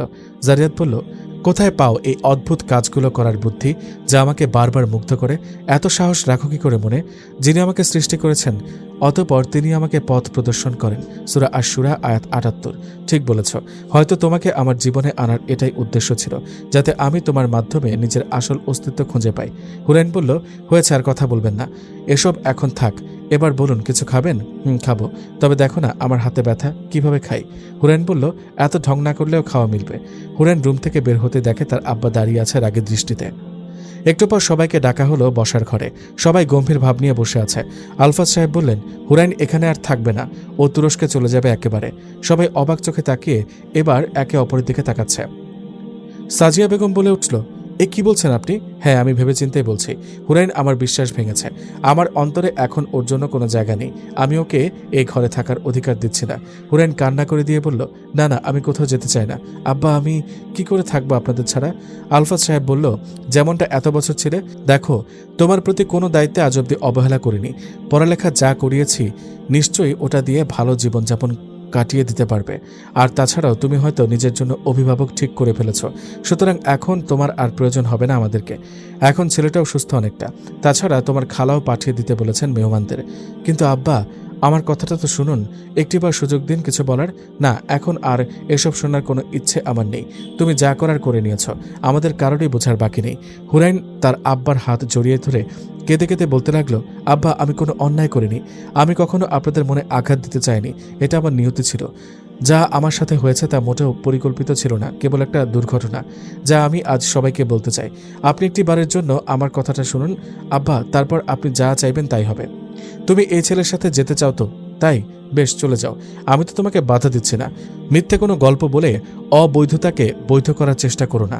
হঠাৎ নাফিয়ান বলে উঠল, যারা সতীসাধ্বী নিরীহ ইমানদার নারীদের প্রতি অপবাদ আরোপ করে তারা ইহকালে ও পরকালে ধিক্কৃত এবং তাদের জন্য রয়েছে গুরুতর শাস্তি। সূরা আন-নূর আয়াত 23। উপস্থিত সবাই নাফিয়ানের দিকে তাকালো। সে আবার বলল, আব্বা, আমি হুরাইনকে জানি। এতটা বছর সে আপনাদের থেকে দূরে ছিল বলে হয়তো আপনারা তাকে আগের মতো বিশ্বাস করতে পারছেন না, তবে আমি তার সাথে ছিলাম। আমি হুরাইনকে একটু বদলাতে দেখিনি, তাই শুনবো ওর কথা। এরপর সাজিয়া বেগম বলল, হ্যাঁ, আমিও শুনতে চাই। হুরাইনের দাদা বলল, আমিও। বল দাদু ভাই, কি ঘটেছিল তোর সাথে? এরপর ঘরের বাকিরাও বলল, আমরাও শুনতে চাই। হুরাইন জারিয়াতের দিকে তাকালো। জারিয়াত মাথা নাড়িয়ে তাকে সাহস দেওয়ার চেষ্টা করল। হুরাইন বলতে লাগলো, 3 বছর আগের কথা। তখন আমি খুব একটা বের হতাম না ভার্সিটিতে যাওয়া ছাড়া। সেই দিনও আমি ভার্সিটি থেকে আসছিলাম আমার বান্ধবীদের সাথে। নাফিয়ান ভাইয়া 2 দিনের জন্য ইস্তাম্বুল গিয়েছিলেন, তাই আমার একা আসা যাওয়া করতে হচ্ছিল। জাসিয়া ডিপার্টমেন্টেরও ক্লাস আমার সাথে মিলছিল না। আমারও বান্ধবীদের সাথে কোনো কিছু কেনাকাটার জন্য বাজারে যেতে হয়েছিল একটা প্রজেক্টের কারণে। আমার বান্ধবী 2 জন তাদের স্টেশনে নেমে যায় এবং আমাকে বলে 10 মিনিট পর যেন আমিও নেমে যাই মেট্রো থেকে, তাহলে বাসায় সহজে যেতে পারবো। কিন্তু কোন ফাঁকে যে আমি তন্দ্রায় আচ্ছন্ন হয়ে গেলাম বুঝলাম না। আমার খুব ঘুম পাচ্ছিল। আমি কি নিজে হতে ঘুমিয়েছিলাম নাকি কোনো কিছুর প্রভাবে তা আমার জানা নেই। আমি কখন ঘুমিয়ে পড়েছি আর 10 মিনিট এর জায়গায় 20 মিনিট হয়ে গেছে তা বুঝতেই পারিনি। হঠাৎ আবার যখন সবাই মেট্রো থেকে নামছিল তখন আমার ঘুম ভাঙল। আমি নিভু নিভু চোখে তাড়াতাড়ি উঠে দাঁড়ালাম, কিন্তু এটা কি জায়গা তো মোটেও চেনা লাগছে না। মেট্রোর এক যাত্রী থেকে জিজ্ঞেস করলাম, এটা কি গাজী উমর বেই? উনি বললেন, না তো, এটা তো গাজী এমির এর প্রায় শেষ অঞ্চলে। সে জিজ্ঞেস করলো আমি কোত্থেকে উঠেছি মেট্রোতে। আমি তাকে বললাম সসিয়েস্টা পাজির নামক শপিং মলের ওখান থেকে। সে বলল, এখন তুমি ইজমির মেইন সিটির কাছাকাছি অবস্থান করছো। ভদ্রলোকের কথা শুনে ভয়ে আমি আধমরা। এই শহরের কিছুই না চেনা আমি কি করে বাসায় ফিরি? ভদ্রলোক আমার অস্থিরতা লক্ষ্য করে বললেন, আপনি এখন ইজমির মেইন সিটির মুখে আছেন। আপনি কি গাজী উমর বেয়ে যেতে চাইছেন? আমি একটু ইতস্ততভাবে বললাম, জি, মানে আমি হয়তো স্টেশন মিস করে ফেলেছি। ও আচ্ছা, চলুন, সামনে স্ক্যাজুয়াল দেওয়া আছে, কোন মেট্রো কখন আসবে। আমি কেমন ভয় পেয়ে গেলাম সামনে যাওয়ার কথা শুনে। তবে ভদ্রলোক আমাকে স্ক্যাজুয়াল দেখিয়ে চলে গেল। 15 মিনিট পর মেট্রো আসবে, যেটাতে আমি আবার ফিরে যেতে পারবো। আমি ওয়েটিং সিটে বসে ব্যাগের পানির বোতল দেখলাম খালি। একটু পাশে হেঁটে গিয়ে পানি আনতে গেলাম।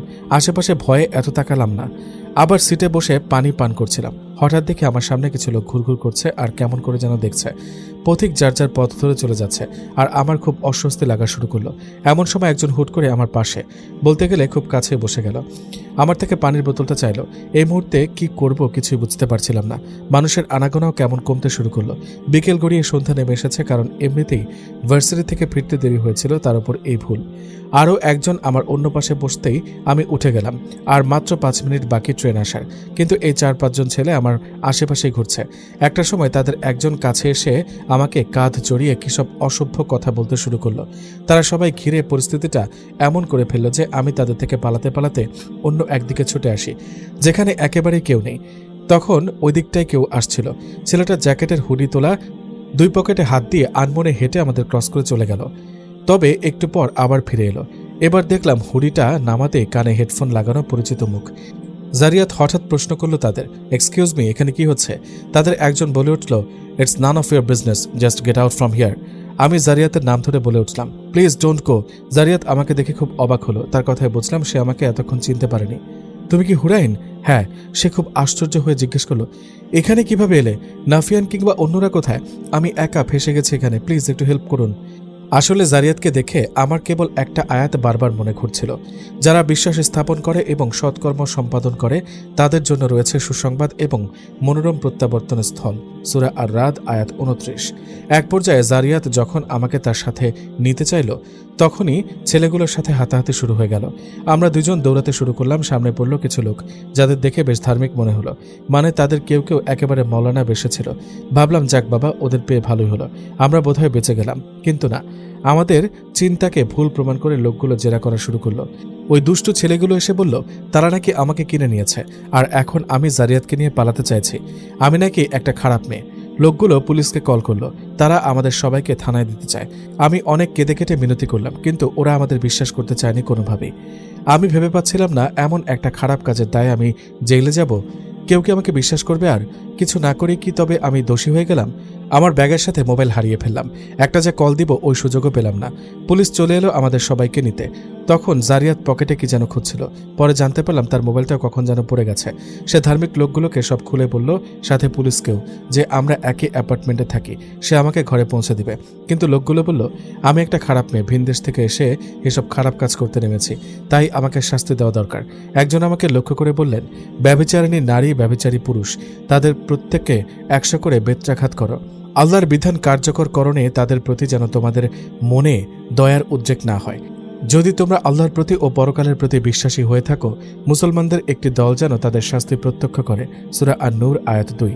আমি রাগ করে বললাম, তাহলে আপনি নিশ্চয়ই এও জানেন, যারা সতী সাথী নারীর প্রতি অপবাদ আরোপ করে অতপর সপক্ষে 4 জন পুরুষ সাক্ষী উপস্থিত করে না, তাদেরকে 80টি বেত্রাঘাত করবে এবং কখনো তাদের সাক্ষ্য কবুল করবে না। এরাই নাফরমান। সূরা আন-নূর আয়াত 4। এই মেয়ে, একে তো ছেলে নিয়ে ঘুরো, আবার আমাদের কথা শেখাও। এত কিছু বুঝলে মাহরাম ছাড়া যে দূরে যাওয়া নিষেধ, জানো না? হ্যাঁ জানি। আজ আমি বিপদে পড়েছি, ইচ্ছাকৃতভাবে কিছু করিনি। জারিয়াত বলল সে আমাকে এখান থেকে নিয়েই বাড়ি ফিরবে, কোনোভাবেই থানায় যেতে দিবে না। লোকগুলো বলল তুমি যে ওকে ঘরে নিয়ে ফিরে যাবে, এর কি বিশ্বাস? জারিয়াত বলল ঠিক আছে, তাহলে পুলিশকে আমাদের সঙ্গে চলতে বলুন। আমরা একই জায়গায় থাকি। জারিয়াত তাদের কাছ থেকে মোবাইল নিয়ে তার ছোট চাচাকে কল করে, কিন্তু 2 বার ট্রাই করেও পায় না। অন্যদের নাম্বার তার মনে ছিল না। ওরা ফোনটাও কেড়ে নেয়। পরে তারা নিজেদের মধ্যে পরামর্শ করে বলল, যদি এখানে উপস্থিত কোনো ছেলে আমাকে বিয়ে করে তবেই আমাকে যেতে দেবে, তা না হলে খারাপ মেয়ে হিসেবে আমাকে জেলে রাখবে। আমি কান্না করতে থাকলাম, তাদের কাছে ক্ষমা চাইলাম, হাত জোর করলাম, কারণ ওই খারাপ ছেলেগুলোর মধ্যে যে কাউকে ওরা আমার সাথে বিয়ে দিতে চাইছিল। নিজেকে এতটা অসহায় এর আগে কখনোই লাগেনি আমার। পরের দেশে এসে কি হারাতে যাচ্ছি আমি? তাই নিজের দেশই সবচেয়ে উত্তম প্রতিটা মানুষের জন্য। ওদের এমন আচরণ, এমন অন্যায় বিচার আমাদেরকে বিয়ের কাঠগড়ায় পৌঁছে দিল। তাদের বিশ্বাস পুলিশকে আমরা টাকা পয়সা দিয়ে গোমরা করে ফেলব, এতে আমাদের উপযুক্ত শাস্তি হবে না। একমাত্র বিয়ের মাধ্যমে আমাদের ছাড়বে তারা। আমি তাদের বললাম নিজের পিতামাতার অনুপস্থিতিতে মেয়ের বিয়ে সঠিক হয় না। তারা বলল সেটা দেশে গিয়ে আবার করে নিও। তারা আমাদেরকে জোর করলো খুব। জারিয়াত একমাত্র আমার কারণে রাজি হয়ে গেল। ওর কাছ থেকে নগদ মোহরানা দিয়ে আমার বিয়ে পড়িয়ে দিল। কবুল বলতে হয়েছিল সেদিন শুধু নিজের পরিবারের মানসম্মান বাঁচানোর জন্য। জারিয়াত আমাকে কথা দিয়েছিল এই বিষয়ে সে কখনো কাউকে বলবে না। আমিও যেন সব ভুলে যাই। কেমন ব্যবস্থা তাদের!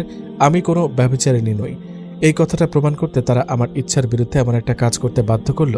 জারিয়াত তার পরিবারের সাথে দেখা করতে দুদিনের জন্য ইজমির সিটিতে এসেছিল, আর গাজিয়ামিরে ফেরার পথেই তার এই স্টেশনে আসা কাকতালীয়ভাবে আমার সাথে জুড়ে গিয়েছিল তার ভাগ্য। আমি আজও সেই দিনের কথা ভাবলে শিউরে উঠি। সেদিন অনেক খারাপ কিছু হতে পারত আমার সাথে, হয়তোবা আমি আর নাও ফিরতাম। জারিয়াত তার কথা রেখেছিল, সে কাউকে কখনো এ ব্যাপারে বলেনি, এমনকি শুধু আমার কারণে সে বাসাটা পর্যন্ত ছেড়ে দিয়েছিল। সবসময় আমার থেকে দূরে থাকতো, যাতে আমি ওই খারাপ দিনটার কথা ভুলে যেতে পারি। হুরাইন কথা শেষ করে বলল, আব্বা, আমি কি খুব অন্যায় করেছি? এতটা খারাপ মেয়ে আমি আপনার, আপনি কি আমাকে ক্ষমা করবেন না? উপস্থিত সবার চোখে পানি। হুরাইন নিজের কষ্টের কথাগুলো বলে কাঁদতে কাঁদতে ফ্লোরে বসে পড়ল। আব্বা, আমি আপনাদের কাউকে মিথ্যা বলতে চাইনি, আপনাদেরকে ছেড়ে থাকা আমার পক্ষে সম্ভব না। হুরাইনের বাবা বলে উঠল, কি এত কিছু হয়ে গেল আর আমরা কিছু জানি না? তুমি আমাদের কাউকে কিছু বলনি কেন? নাফিয়ানও হুরাইনের কাছে গিয়ে বলল, এত বড় ঘটনা ঘটে গেল, আমাকেও তো বলতে পারতে। হুরাইন বলল, হ্যাঁ আমি ভেবেছিলাম বলবো, কিন্তু জারিয়াত আর আমি সিদ্ধান্ত নিয়ে যে আমরা এটা ভুলে যাব, আগের মতোই স্বাভাবিক জীবনযাপন করব। সে রাতে জারিয়াত আমাকে বাসায় ফেরানোর সময় এই বিষয়ে আলোচনা করেছিল। এরপর থেকে আমরা অনেক দূরে চলে যাই একে অপরের থেকে, কিন্তু চেয়েও কি সব ভোলা যায়? আমরাও পারিনি ভুলতে। এত বছর আমরা একই জায়গায় ছিলাম, কিন্তু দূরেই ছিলাম। জারিয়াত আমার খেয়াল রাখত, তবে খুবই গোপনে। যেদিন আমি দেশে ফিরি সেদিন বুঝতে পারি দূরে থেকে আমরা কতটা কাছের হয়ে গিয়েছিলাম। আমি জানতাম না জারিয়াত কখনো এখানে চলে আসবে, তাও আমার জন্য। আলফাজ হোসেন তার মেয়ে হুরাইনকে দাঁড় করিয়ে বললেন, খারাপ তুমি না মা, খারাপ তো আমি, যে নিজের সন্তানের মনের খবর রাখে না। আজ যদি আমাদের সম্পর্ক বন্ধুর মতো হতো, তাহলে নিশ্চয়ই তুমি সবার আগে আমাকে জানাতে কথাটা। আমি যখন তোমার সম্পর্কে কথা জানতে পারি তখনও কেবল শাস্তি দেওয়ার কথা ভেবেছি, একবারও তোমার কাছ থেকে আসল সত্যটা জানতে চাইনি। পিতামাতা সন্তানের সবচেয়ে ভালো বন্ধু। একজন সন্তান যখন তার অভিভাবককে বন্ধু বানায়, সে কখনো খারাপ পথে যেতে পারে না, তবে এই সুযোগ অভিভাবকেরই করে দিতে হয়। বাচ্চাকে যদি না বোঝায়, বাবা আমি তোর সাথে আছি, তবে সে কি করে আমাকে বন্ধু ভাববে? ভালোবেসে বন্ধু সেজে যেটা করা যায় শাসন দিয়ে, সেটা কখনোই করা যায় না। বহু বছর আগে আমার বন্ধু এই কথাটা আমাকে বলেছিল, কিন্তু আজ আমি এর অর্থ বুঝলাম। বড্ড দেরি করে ফেললাম আমি, আমাকে ক্ষমা করে দাও তোমরা। আলফাজ হোসেন হাত জোর করে কান্নারত অবস্থায় কথাগুলো শেষ করল। সাজিয়া বেগম গিয়ে তার পিঠে হাত রাখল, আর হুরাইন, নাফিয়ান, সাইয়েবান একে একে করে গিয়ে তাদের আব্বা আম্মাকে জড়িয়ে ধরল। হুরাইনের দাদা চোখের পানি মুছে বললেন, যদি তোমাদের প্রতি আল্লাহর অনুগ্রহ ও দয়া না থাকতো এবং আল্লাহ দয়ালু মেহেরবান না হতেন, তবে কত কিছু হয়ে যেত। সূরা আন-নূর আয়াত 20। হুরাইন বলল, আব্বা আপনি যদি না চান তাহলে আমরা আলাদা হয়ে যাব। আলফাজ হোসেন বলল, হালাল কাজের মধ্যে সবচেয়ে নিচের কাজটি হলো তালাক। তালাকে প্রতিবার আল্লাহর আরশ কাঁপায়। তোমরা আমাকে নিয়ে ভেবো না, আমি জানি তোমরা একে অপরকে পছন্দ করো। যিনি আমাকে সৃষ্টি করেছেন, অতঃপর তিনি আমাকে পথ প্রদর্শন করেন। আমি আশা করি তিনি বিচারের দিনে আমার ত্রুটি বিচ্যুতি মাফ করবেন। সূরা আশ-শুরা আয়াত ৭৮-৮২। কিন্তু আব্বা, জারিয়াত পাকিস্তানি, ওর বড় একটা পরিবার আছে, জানি না ওরাও কি আমাদেরকে মেনে নিবে কিনা। আলফাজ হোসেন পাশে বসা জারিয়াতের হাত ধরে বলল, ছেলেটার উসিলায় সেদিন আমাদের মেয়েকে আল্লাহ সাহায্য করেছিল। আমি আমার সব বিদ্বেষ ভুলে গেলাম। সাজিয়া বেগম হাতে চায়ের ট্রে নিয়ে এসে বলল, যে কেউ দুনিয়ার কল্যাণ কামনা করবে তার জেনে রাখা প্রয়োজন যে দুনিয়া ও আখিরাতের কল্যাণ আল্লাহরই নিকট রয়েছে, আর আল্লাহ সবকিছু শোনেন এবং দেখেন। সূরা আন-নিসা আয়াত ১৩। হঠাৎ দরজায় নক করল কেউ। নাফিয়ান দরজা খুলে দেখে পুলিশ এসেছে। পেছনে হ্যান্ডকাপ পরা জামিল। সামনের ঘরে সব পুরুষরা এলো, আর ভেতরের ঘরে পর্দার আড়ালে মহিলারা শুনছে। পুলিশ এসে বলল, আমরা জনাব জারিয়াতের আসামিকে পেয়ে গেছি। আপনাদের এলাকার ছেলে জামিল শেখ এই কাজটা করেছেন। সে দীর্ঘদিন তুরস্কে লেখাপড়া করেছিলেন। গত এক সপ্তাহ আগে সে দেশে ফিরেন বিশেষ কাজে, আর আজ আমরা তাকে আবার এয়ারপোর্ট থেকে গ্রেপ্তার করি। মূলত যে গাড়ি করে জনাব জারিয়াতকে কিডন্যাপ করেছিল, সে গাড়ি এবং ড্রাইভার সহ আমাদের হাতে ধরা পড়ে যায়।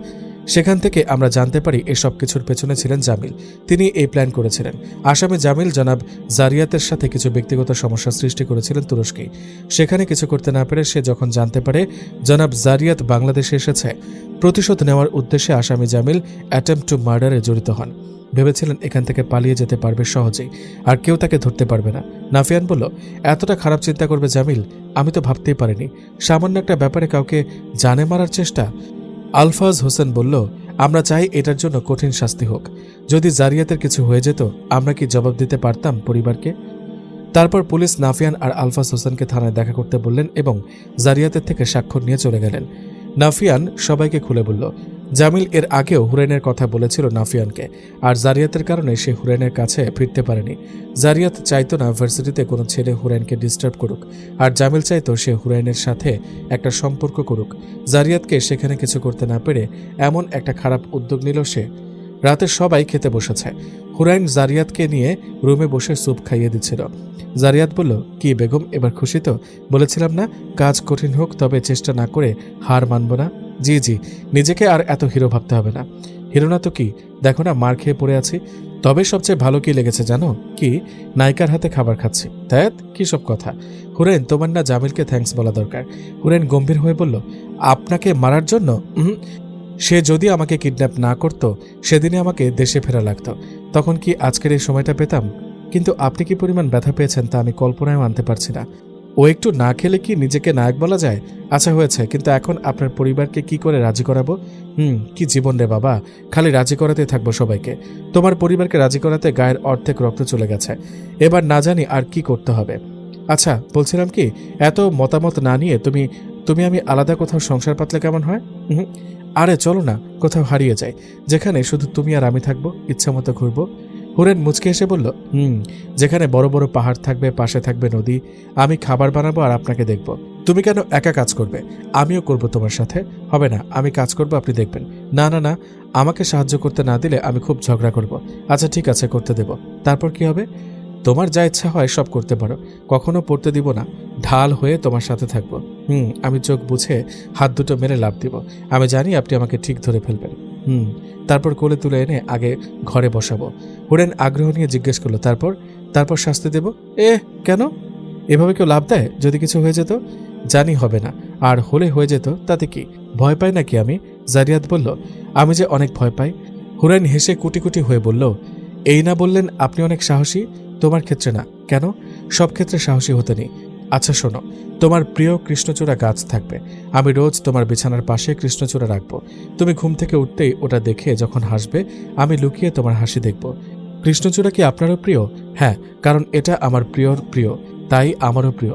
হুরাইন হুট করে জারিয়াতের গালে চুমু দিয়ে বলল, আপনিও আমার প্রিয়। আচ্ছা তোমাকে তো একটা কথা বলাই হলো না। কি? খুব জরুরি কথা। কিভাবে যে ভুলে গেলাম। এখন বলুন। ওই যে আমি না। হ্যাঁ আপনি। তারপর? আমাকে? আচ্ছা আমি তো বাসি, কিন্তু তোমারটা তো জানি না। এখন কি হবে? হুরাইন হেসে বলল, কি বাসেন? হবে কিছু একটা, আগে তোমারটা কনফার্ম করো। হুরাইন বলল, আমিও ভালো। কি ভালো? হবে আর কিছু একটা। এটা বলে হুরাইন দৌড়ে চলে গেল। জারিয়াত বলল, আরে আজ দৌড়াতে পারছে না বলে পরের বার কিন্তু দেখে নিব। অন্যদিকে তুরস্কে কল গেল জারিয়াতের বাবার কাছে। হ্যালো? কি? জারিয়াত বাংলাদেশি মেয়েকে বিয়ে করেছে, তাও লুকিয়ে? ফিরুক দেশেও, তারপর দেখা যাবে।